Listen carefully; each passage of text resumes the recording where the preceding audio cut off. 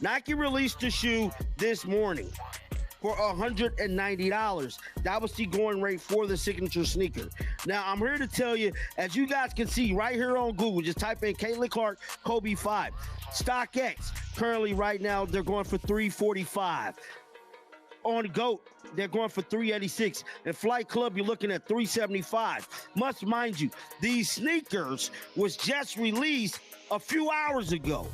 These sneakers were retail for $190. This is the Caitlin Clark. All right, let's get right into it. For weeks, the dominant narrative has been that Nike fumbled the ball, that they were caught flat-footed by the Caitlin Clark phenomenon and simply didn't know how to handle the optics of her meteoric rise alongside their established champion, A'ja Wilson. But what if that's not the full story? What if the chaos, the controversy, and the silence from A'ja Wilson's camp wasn't a mistake at all? What if it was a deliberate, high-risk strategy, a secret plan orchestrated with Nike that backfired in the most spectacular fashion imaginable? Today, we're not just looking at a fumble, we're investigating the possibility of a calculated play and why it became, without a doubt, Nike's biggest mistake. Okay, many of you watching have been connecting these same dots on social media and in the comment sections for weeks, and you were onto something big. The official story just isn't adding up. If you're ready to filter out the noise and dissect what was really going on behind the scenes, do me a favor and hit that like button. It tells us we're on the right track. To understand the theory, you have to first understand the weapon. And in this case, the weapon was silence. Let's reconstruct the timeline because the sequence of events is critical. In April 2024, news breaks that Caitlin Clark has signed a massive 8-year, $28 million deal with Nike, which includes a future signature shoe. The internet predictably explodes, but almost immediately, a counter-narrative begins.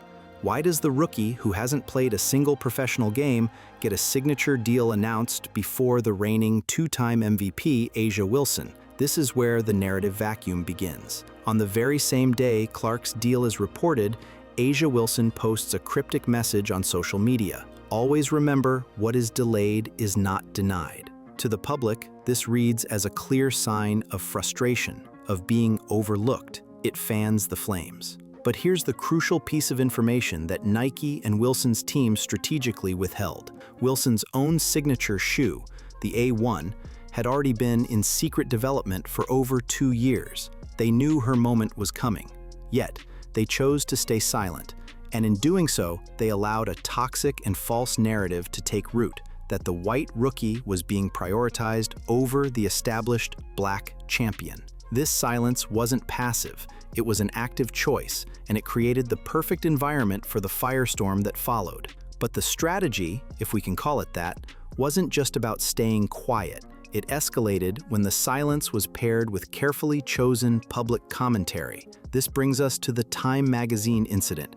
During the exact period when her own multi-year, multi-million-dollar Nike deal was a well-kept secret, A'ja Wilson was publicly commenting on the dynamics of race, privilege, and media coverage in the league, often in direct relation to Caitlin Clark. I lost all respect for A'ja Wilson. I don't want to hear her opinions. I don't care what she has to say from this point on.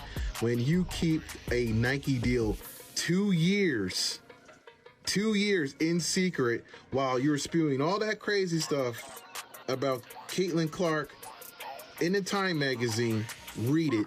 Read what she said in the Time magazine. Yet you had a Nike deal the whole entire time.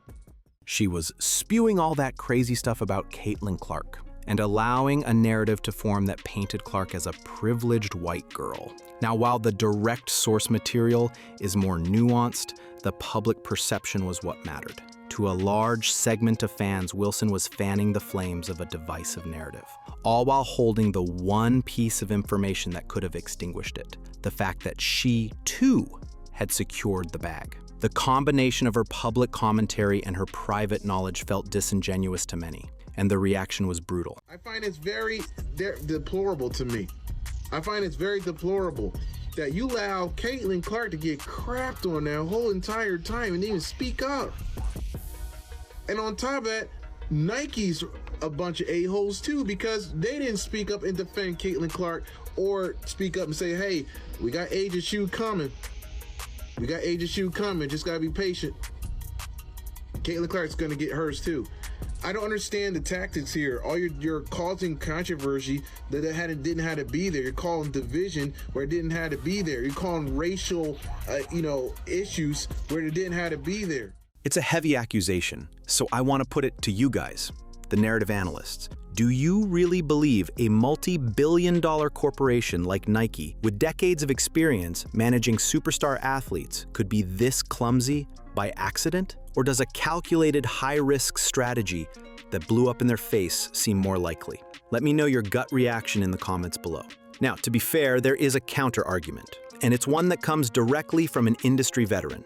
Jordan Rogers, a former brand marketing director for Nike Basketball, has been extremely vocal about this situation. He didn't diagnose it as a secret strategy, but rather as marketing malpractice, born from corporate paralysis. His theory is that Nike, as a massive, rigid corporation, was simply too slow and too afraid to enter into what it saw as a politically divisive conversation.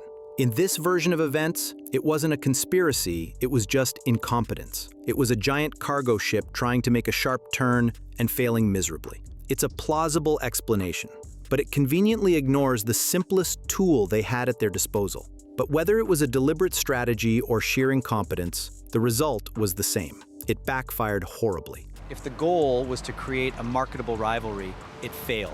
Instead of a competitive narrative, Nike's silence fueled a genuinely toxic culture war that they had no control over. They managed to alienate everyone. Wilson supporters felt her achievements had been ignored for years, only for Nike to react when Clark arrived. Clark's supporters felt Nike abandoned her, allowing her to be used as a scapegoat in a controversy she didn't create. The brand, which prides itself on being at the center of culture, suddenly looked passive, complicit, and completely out of touch. And this brings us back to the smoking gun, the single piece of evidence that makes the incompetence theory so hard to swallow: the missing press release. All of this, every bit of the outrage and division, could have been preempted with one simple corporate statement in April 2024. A release saying, "We are thrilled to have two of the world's best, A'ja Wilson and Caitlin Clark, on our roster, and we look forward to launching signature collections for both in the near future." That's it. That's all it would have taken. The fact that they did not do this feels less like an oversight and more like a deliberate omission. They chose to let the narrative vacuum exist. And while the executives were either paralyzed by fear or playing 4D chess, the market delivered its own undeniable verdict. The Caitlin Clark x Kobe Player Edition shoe was released, and in less than 60 seconds, the entire stock, estimated at up to 14,000 pairs, vaporized, generating around $2.5 million in gross revenue almost instantly. The secondary market immediately exposed that the numbers don't lie. While Nike was caught up in a narrative they either created or allowed to fester, the consumers were sending the clearest possible message. They didn't care about the manufactured drama. They wanted the athlete. They wanted the phenomenon. And they proved once and for all that in today's market, consumers, not corporate committees, are the ones who anoint superstars. The fallout from this is Nike's frantic, ongoing scramble to correct course. They are now fast-tracking Clark's true signature line and feeding the phenomenon they once seemed determined to control. They were forced to learn a painful, public, and very expensive lesson. Authenticity will always outsell an algorithm.